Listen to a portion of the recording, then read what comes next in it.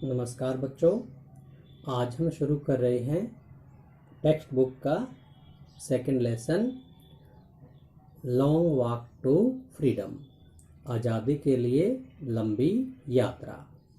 इसके राइटर हैं Nelson Rolihlahla Mandela, NR Mandela संक्षेप में हम कह सकते हैं। इनका जन्म 18 जुलाई 1918 को हुआ था और 5 दिसंबर 2013 को इनकी मृत्यु हो गई थी। NR Mandela was a south African anti apartheid revolutionary and political leader. कौन थे ये? दक्षिण अफ्रीका के रंग-भेद की नीति के खिलाफ क्रांतिकारी थे और एक राजनीतिक नेता थे। He served as president of South Africa. उन्होंने सेवा की राष्ट्रपति के रूप में दक्षिण अफ्रीका के। समय कब का था? 1994 से 1999 तक। He was the country's first black head of state. किसी भी देश के पहले अश्वेत मुखिया बने। अश्वेत का मतलब काले। अंग्रेज यहाँ पर गोरे हैं और अफ्रीका के मूल निवासी यहाँ पर काले हैं, तो ब्लैक हेड अश्वेत मुखिया। He served as the president of the African National Congress party. African National Congress party के वो अध्यक्ष भी रहे और उन्होंने अध्यक्ष रहते हुए सेवा की, समय 1991 से 1997 तक। तो ये जो लॉन्ग वॉक टू फ्रीडम हमारा लेसन है, ये एक ऑटोबायोग्राफी है, आत्मकथा है, NR मंडेला के द्वारा लिखी गई। उसमें वो अपने जीवन के जो संघर्ष था, उस संघर्ष के कुछ अनुभवों का हमारे साथ वर्णन कर रहे हैं, बता रहे हैं हमें अपने अनुभव। समय कब का? 10 मई 1994 को। इस दिन नेल्सन मंडेला ने राष्ट्रपति के रूप में शपथ ली थी और उस दिन जो समारोह हुआ था, कार्यक्रम हुआ था, उसके बारे में बता रहे हैं। जो लॉन्ग वॉक थी, लंबी यात्रा थी आज़ादी के लिए, वो आज़ादी किससे थी? अपार्थाइड से आज़ादी। अपार्थाइड का मतलब रंग भेद की नीति। अंग्रेजों का यहाँ पर राज था, जैसे हमारे देश में राज था अंग्रेजों का, उसी तरह से। और वो अंग्रेज यहाँ के मूल निवासियों के साथ, मतलब काले लोगों के साथ बहुत ज़्यादा भेदभाव करते थे, रंग के आधार पर, जाति के आधार पर, नस्ल के आधार पर। इसके खिलाफ लंबी यात्रा पूरी की थी नेल्सन मंडेला ने, तो इसमें उनको सफलता मिली और 10 मई 1994 को ऑटम सीजन के दिन उन्होंने राष्ट्रपति के रूप में शपथ ली। इस शपथ ग्रहण समारोह का जो उद्घाटन हुआ, इनॉग्रेशन हुआ, वो यूनियन बिल्डिंग में हुआ था, प्रिटोरिया के अंदर। प्रिटोरिया राजधानी है दक्षिण अफ्रीका की। और इस दिन साउथ अफ्रीका की पहली डेमोक्रेटिक, गणतांत्रिक, नॉन रेशियल, बिना नस्लीय भेदभाव की गवर्नमेंट बनी थी, सरकार बनी थी। तो 10 मई 1994 का ये दिन था। इस दिन क्या क्या हुआ, किस किस को शपथ दिलाई गई थी? सबसे पहले मिस्टर डी क्लर्क को सबसे पहले शपथ दिलाई गई और ये क्या बने? फर्स्ट सेकेंड डेप्यूटी प्रेसिडेंट, पहले द्वितीय उपराष्ट्रपति। उस दिन 2 उपराष्ट्रपति भी चुने गए थे, तो द्वितीय उपराष्ट्रपति कौन थे? Mister de Klerk. इनके बाद थैबो म्बेकी को शपथ दिलाई गई। थैबो म्बेकी पहले उपराष्ट्रपति बने और इनके बाद बारी आई नेल्सन मंडेला की। नेल्सन मंडेला जेनानी अपनी बेटी के साथ आए थे। जेनानी उनकी बेटी का नाम था, अकम्पनीड बाय जेनानी। जेनानी के साथ वो आए और उन्होंने अपनी इस आत्मकथा में लिखा, आई प्लेज्ड, मैंने शपथ ली। तो अंत में इनको शपथ दिलाई गई राष्ट्रपति के रूप में। और अपने भाषण में इन्होंने क्या कहा था? We thank all of our international guests, हम धन्यवाद करते हैं हमारे सभी अंतर्राष्ट्रीय मेहमानों का, फॉर हैविंग कम, आने के लिए, फॉर द कॉमन विक्ट्री, जो मिली जुली जीत है उसके अंदर वो आए, इसके लिए हम उनका धन्यवाद करते हैं। और जीत कौन सी? जस्टिस की, न्याय की जीत, फॉर पीस, शांति के लिए जीत, फॉर ह्यूमन डिग्निटी, मानवीय सम्मान के लिए जीत, इन सब के लिए वो आए, इसलिए हम उनका धन्यवाद करते हैं। नेल्सन मंडेला आगे बताते हैं जो हाईएस्ट जनरल्स थे उन्होंने उसको सलाम किया। सेना के जो बड़े बड़े अधिकारी थे, पुलिस के अधिकारी थे, उन सब ने नेल्सन मंडेला को सैल्यूट किया, सलाम किया। और इससे पहले वो क्या करते थे? नेल्सन मंडेला को वो गिरफ्तार करते थे, क्योंकि वो प्रशासनिक अधिकारी थे और अंग्रेजों के समय में वो नेल्सन मंडेला को गिरफ्तार करते। अब वो राष्ट्रपति बन गया तो उसको वो अब क्या कर रहे थे? सैल्यूट कर रहे थे। इसी अवसर पर ए शेवरन, शेवरन मीन्स वी आकार की आकृति, ऑफ इम्पाला जेट्स, वहाँ के जो हवाई जहाज है जिसका नाम इम्पाला जेट्स है, उन इम्पाला जेट्स ने वी आकार की आकृति में लेफ्ट ए स्मोक ट्रेल, धुएं की एक कतार छोड़ी, एक रेखा छोड़ी। और ये धुआं कैसे रंग का था? Black, red, green, blue and gold, इन 5 रंगों का। और ये 5 रंग क्या थे? The new South African flag, ये 5 रंग दक्षिण अफ्रीका का जो नया फ्लैग था, झंडा था, उसके थे। इस अवसर पर और क्या किया गया? हमने एक बात देखी कि यहाँ पर राज किसका था? अंग्रेजों का।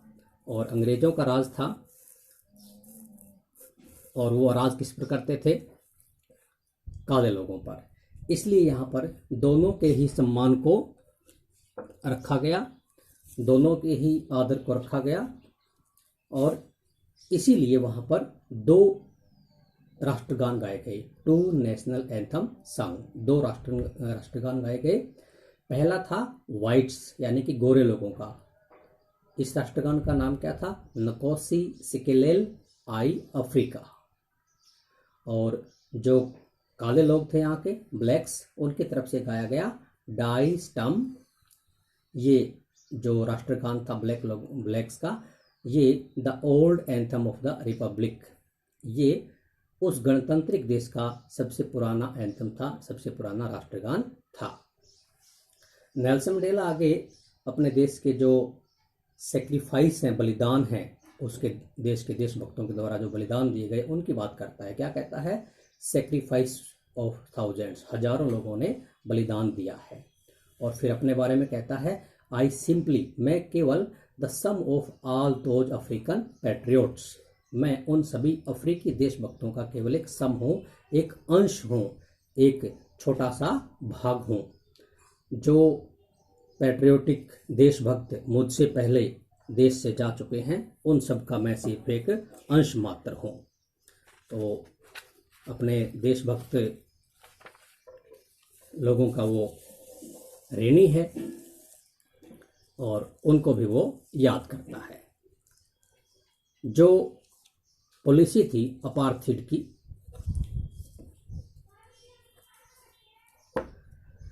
द पॉलिसी ऑफ अपार्थीड, कहता है जो पॉलिसी ऑफ अपार्थीड थी, रंग भेद की जो नीति थी, इसने क्या किया था? प्रोड्यूस्ड किया था। प्रोड्यूस्ड करना, उत्पन्न करना, तैयार करना, पैदा करना। कहता है इस नीति ने बहुत से देशभक्तों को पैदा किया, जैसे the Oliver Tambos, the Walter Sisulus, the chief Luthulis, the Yusuf Dadoos, the Bram Fischers, the Robert Sobukwes. ये जो नाम है ये देशभक्तों के हैं, प्रसिद्ध देशभक्तों के हैं। और इसी तरह के बहुत से लोगों को इस पॉलिसी ऑफ अपार्थीड ने प्रोड्यूस्ड किया, पैदा किया। माई कंट्री इज रिच, आगे मंडेला बताते हैं कि मेरा देश जो है वो रिच है, अमीर है, इन द मिनरल्स, खनिज पदार्थों में, एंड जम्स, और हीरे मोतियों में। But I have always known, लेकिन मैंने हमेशा जाना है कि it's greatest wealth is it's people, कि इसकी जो सबसे बड़ी वेल्थ है, धन दौलत है, वो क्या है, इसके लोग हैं, इस देश के निवासी हैं। मंडेला कहता है आई लर्नड, मैंने पढ़ा सीखा, that courage was not the absence of fear. क्या सीखा मैंने कि कोरेज, साहस वो नहीं होता जिसके अंदर एब्सेंस ऑफ फियर हो, डर की अनुपस्थिति हो, वो साहस नहीं होता, but the triumph over it, बल्कि कॉरेज वो होता है जो इस पर ट्रिम्फ कर ले। इस पर का मतलब डर पर, ट्रिम्फ मीन्स विजय, जो डर पर विजय हासिल कर ले, जीत हासिल कर ले, वही कॉरेज होता है। वो ये कह दे कि मुझ में डर नहीं है, ये साहस नहीं होता। साहस क्या होता है, जो उस डर के ऊपर जीत हासिल कर सके, वो साहस होता है। आगे फिर वो ब्रेव मैन की बात करता है। ब्रेव मैन इज नॉट, बहादुर व्यक्ति वो नहीं है, who does not feel afraid, जिसे डर नहीं लगता, वो बहादुर नहीं है। But he who conquers that fear, बल्कि बहादुर वो होता है जो कंकर्स कर लेता है, जीत लेता है उस डर को। तो इस तरह से उसने कॉरेज की और ब्रेव मैन की परिभाषा अपने शब्दों में दी है। उसके बाद नेल्सन मंडेला जब शपथ ले रहे थे राष्ट्रपति की, तो उसने अपने देश के लिए भी कुछ खास बातें अपने दिमाग में रखी कि मैं अपने देश के लिए क्या क्या करूँगा। और इन बातों का वर्णन करते हुए वो आगे बताते हैं कि हर व्यक्ति के पास 2 जिम्मेवारियां होती है, 2 ऑब्लिगेशंस होते हैं। ऑब्लिगेशंस, पहला ऑब्लिगेशन बता रहा है, पहली जिम्मेवारी क्या है, टू हिज फैमिली, उसके परिवार के प्रति, टू हिज पेरेंट्स, उसके माता पिता के प्रति, to his wife and children, उसकी पत्नी और उसके बच्चों के प्रति। पहली जिम्मेवारी तो एक व्यक्ति की ये होती है। ऑब्लिगेशंस टू हिज पीपल, दूसरी जो ऑब्लिगेशन है, जिम्मेवारी है, वो क्या है, अपने लोगों के प्रति, मतलब अपने देश के लोगों के प्रति। हिज कम्युनिटी, अपने समुदाय के प्रति। हिज कंट्री, अपने देश के प्रति। तो ये 2 प्रकार की जिम्मेवारियां, ऑब्लिगेशंस के बारे में नेल्सन मंडेला हमें बताते हैं। अब मंडेला बताते हैं आई वॉज बोर्न फ्री, कि मेरा जन्म आज़ादी के रूप में हुआ था। जब मैं जन्मा तो मैं आज़ाद था। आई वॉज नॉट ट्रबल्ड, मुझे कोई समस्या नहीं थी, बाय द लॉज, नियमों की। नियम किसके, ऑफ मैन, आदमी के बनाए हुए हों, और गॉड, या फिर वो भगवान के बनाए हुए हों, मुझे इनसे कोई परेशानी नहीं थी। कब, जब मैं जन्मा था। एज ए यंग मैन, कहता है जब मैं यंग मैन बना, जवान हुआ, तब मैंने फेल्ट, महसूस किया, दैट कि my freedom had already been taken, कि मेरी जो आज़ादी है वो पहले ही, ऑलरेडी बीन टेकन, पहले ही छीनी जा चुकी है, फ्रॉम मी, मुझसे। और इन सब बातों से प्रभावित होकर उसने देखा कि उसके देश के जो लोग हैं वो दूसरे लोगों के गुलाम हैं, खास करके अंग्रेजों के, वाइट्स के। तो कहता है मैंने इन सब बातों से शिक्षा लेकर I join the African National Congress, मैंने अफ्रीकन नेशनल कांग्रेस पार्टी को ज्वाइन कर लिया, मैं इस पार्टी में शामिल हो गया। और इस पार्टी में रहते ही इसने अपने देश के लिए पूरा संघर्ष किया और अपने देश को अंग्रेजों से आज़ाद करवाया और वहाँ पर रंगभेद की जो नीति थी उसको ख़त्म करवाया। इस पार्टी में शामिल होने के बाद वो बताते हैं कि मेरी जो भूख थी, माई ओन फ्रीडम, मेरी खुद की जो आज़ादी थी, became the greater hunger for the freedom, वो मेरी बहुत बड़ी भूख बन गई आज़ादी की। आज़ादी किसकी, ऑफ माई पीपल, मेरे लोगों की, मतलब मेरे देशवासियों की आज़ादी की भूख बन गई। मेरी आज़ादी मेरे देशवासियों की आज़ादी की भूख बन गई और इसीलिए उसने संघर्ष किया। आगे लेसन के अंत में वो 2 लोगों के बारे में बताते हैं, ओप्रेसर एंड ओप्रेस्ड। ओप्रेसर कौन होता है, किसी पर राज करने वाला, और ओप्रेस्ड कौन होता है, जिस पर राज किया जाता है। तो यहाँ पर ओप्रेसर तो हो गए अंग्रेज और ओप्रेस्ड हो गए अफ्रीका के मूल निवासी। तो क्या कहता है मंडेला, आई न्यू, मैं जानता था, that the oppressor must be liberated, कि जो ओप्रेसर है उसको भी आज़ाद होना चाहिए। जस्ट एज श्योरली, बिल्कुल उसी स्पष्ट रूप से जैसे द ओप्रेस्ड, जैसे ओप्रेस्ड को आज़ाद होना चाहिए उसी तरह से ओप्रेसर को भी आज़ाद होना चाहिए। दोनों ही कैद हैं। ओप्रेसर किसमें कैद है? उन ओप्रेस्ड लोगों की नफरत के पीछे कैद है। और ओप्रेसर कहाँ कैद है? सॉरी, ओप्रेस्ड कहाँ कैद है? ओप्रेसर के चंगुल में कैद है, इनके राज के अंदर कैद है। तो कहता है दोनों को ही आज़ाद होना चाहिए।